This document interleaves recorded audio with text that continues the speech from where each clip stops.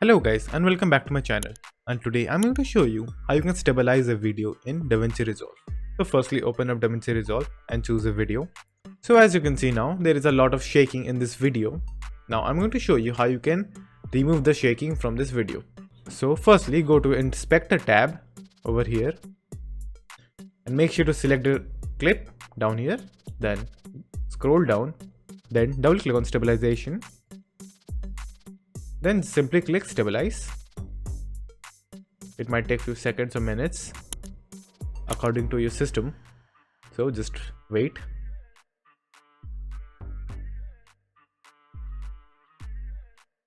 So if I play this video now, you can still see it's still very shaky.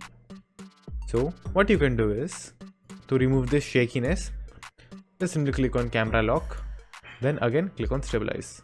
So after the camera lock setting, if I play this video, you can see there is no more shaking in the video. So that's it, and thank you for watching, and do like and subscribe to my channel, and take care.